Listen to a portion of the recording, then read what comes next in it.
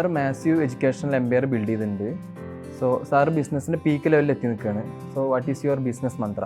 Massive education empire എന്ന് പറയുന്നത് തന്നെ തെറ്റാണ്. It's a service to the society. ഇത് എൻ്റെ ഫാദർ പണ്ട് തുടങ്ങിയ ഒരു എഡ്യൂക്കേഷൻ ഇൻസ്റ്റിറ്റ്യൂഷനെ എക്സ്പാൻഡ് ചെയ്ത് വളരെ നല്ല നിലയ്ക്ക് ഒരുപാട് ഇൻസ്റ്റിറ്റ്യൂഷൻ, മോർ ദാൻ 25-26 ഇൻസ്റ്റിറ്റ്യൂഷൻസ്, വിവിധ പ്രോഗ്രാംസോടുകൂടി 2 സ്റ്റേറ്റിലും ഇപ്പം മറ്റ് കൺട്രീസിലേക്കും എക്സ്പാൻഡ് ചെയ്തുകൊണ്ടിരിക്കുന്ന ഒരു എഡ്യൂക്കേഷൻ സർവീസാണ്. അതിനകത്ത് നമ്മളെ സംബന്ധിച്ചിടത്തോളം നമ്മൾ നോക്കുന്നത് ക്വാളിറ്റി എഡ്യൂക്കേഷൻ കൊടുക്കുക, ഏറ്റവും നല്ല ഇൻഡിവിജ്വൽസിനെ മോൾഡ് ചെയ്ത് ഒരു ട്രൂ സിറ്റീസണായി പുറത്തു കൊണ്ടുവരും. ഇതാണ് നമ്മുടെ ഒരു ലക്ഷ്യം. അത് എഡ്യൂക്കേഷൻ എന്ന നിലയ്ക്ക് അതിന് എംപയർ എന്നല്ല വിളിക്കാൻ കഴിയുക, ഒരു ക്വാളിറ്റി, ഒരു കോൺഗ്ലോമറേഷൻ ഓഫ് എഡ്യൂക്കേഷൻ ഇൻസ്റ്റിറ്റ്യൂഷൻസ് എന്ന് വേണമെങ്കിൽ പറയാം. അതിന് ബ്രാൻഡ് ഉണ്ട്, അതിന് ട്രസ്റ്റ് ഉണ്ട്. അതിൻ്റെ ഒരു ഔട്ട്കമാണ് ഈ കാണുന്നതെല്ലാം. പിന്നെ ബിസിനസ്സിൽ ഇപ്പോൾ മേ ബി പീക്ക് എന്ന് പറയാൻ കഴിയില്ല.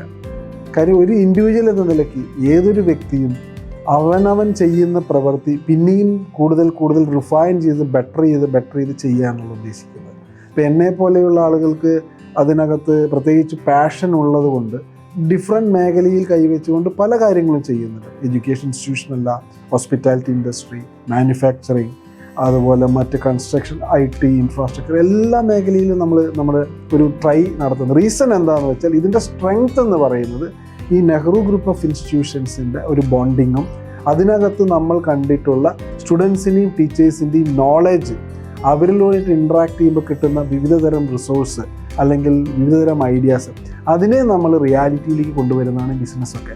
ഇതിൻ്റെ മന്ത്ര എന്ന് പറയുന്നത്, വാട്ട് യു ആസ്ക്ഡ്, മന്ത്ര എന്ന് പറയുന്നത് തന്നെ ഈ പവർഫുൾ ആയിട്ടുള്ള ഒരു ഗ്രൂപ്പാണ്. ദാറ്റ് ഈസ് സ്റ്റുഡൻസും ടീച്ചേഴ്സും.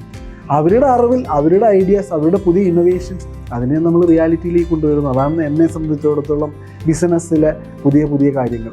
അല്ലാണ്ട് ഇതിനായിട്ട് ഞാൻ ഇന്നത് ചെയ്യും അല്ലെങ്കിൽ ഇന്ന പോലെ അങ്ങനെ ഒരു ചിന്താഗതി എനിക്ക് ഉണ്ടായിട്ടില്ല. It's A collective effort.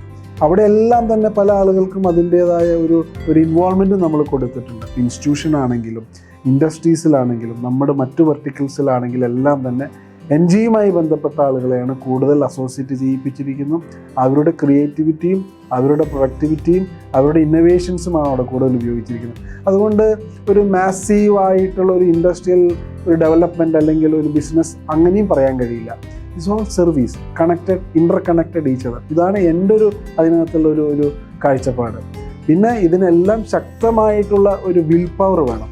അത് എന്നെ പോലെയുള്ള ആളുകൾക്ക്, ഞാനൊരു ഡിഫൻസ് അല്ലെങ്കിൽ എയർഫോഴ്സിൽ ഉണ്ടായിരുന്ന ഒരാളുടെ ഫൗണ്ടറായ എൻ്റെ അച്ഛൻ്റെ ടി കെ ദാസിൻ്റെ മകനായി ജനിച്ചതുകൊണ്ട് അദ്ദേഹം പറഞ്ഞു തന്നിട്ടുള്ള ക്വാളിറ്റി, അദ്ദേഹം വളർത്തിക്കൊണ്ടുവന്നിട്ടുള്ള രീതി, സ്ട്രിക്റ്റ് ഡിസിപ്ലിൻ.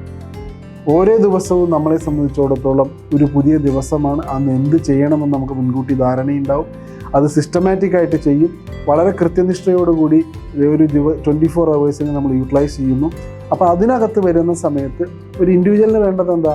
4 Ps ആണ്. നിങ്ങൾ മാനേജ്മെൻറ്റ് സ്റ്റുഡൻസൊക്കെ 4P എന്ന് പറയുന്നത് ഡിഫറെൻ്റ് ആയിട്ടാണ്. പക്ഷെ ഞങ്ങളെ പോലെയുള്ള ആളുകൾ ഞങ്ങൾ 4Pനെ ഡിഫൈൻ ചെയ്ത് ഡിഫറെൻറ്റ് വെർട്ടിക്കലിലാണ്.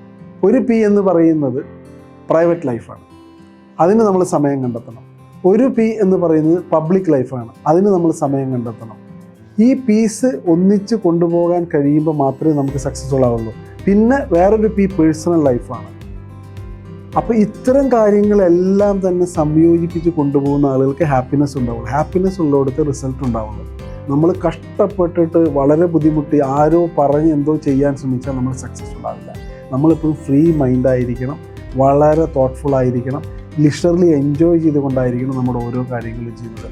അപ്പോൾ ഒരു ഇൻഡിവിജ്വൽ എപ്പോഴും സക്സസ്ഫുൾ ആവുന്നത് ഹാർഡ് വർക്കിംഗ് മാത്രമല്ല, ഈ എല്ലാ പോയിൻറ്റ്സും കമ്പൈൻ ചെയ്ത് ഏറ്റവും നന്നായി ജീവിക്കാൻ കഴിഞ്ഞാൽ, ഹാപ്പിനെസ്സോടെ ജീവിക്കാൻ കഴിഞ്ഞാൽ നമുക്ക് നമ്മൾ ചെയ്യുന്ന കാര്യങ്ങൾ സക്സസ്ഫുൾ ആവും. ഇതിലുപരി സപ്പോർട്ട്, ടീം വർക്ക്, അത് എന്നെ സംബന്ധിച്ചിടത്തോളം ഈ ഗ്രൂപ്പിനകത്ത് നമ്മുടെ കൂടെ ജോലി ചെയ്യുന്ന ആളുകൾ, മറ്റാളുകൾ എല്ലാം തന്നെ ഒരു യുണൈറ്റഡ് ആയിട്ടുള്ള ഒരു ഫാമിലി ആയിട്ട് വർക്ക് ചെയ്യുന്നത്. അതാണ് എൻ്റെ സ്ട്രെങ്ത്. അതുകൊണ്ടാണ് ബിസിനസ്സിൽ സക്സസ്ഫുൾ ആവുന്നത്, അല്ലെങ്കിൽ എഡ്യൂക്കേഷൻ ഇൻസ്റ്റിറ്റ്യൂഷൻ നടത്തുമ്പോൾ അവിടെ സക്സസ്ഫുൾ ആവുന്നത്. ഇതാണ് എൻ്റെ ഏറ്റവും വലിയ മന്ത്രം എന്ന് പറയുന്നത്.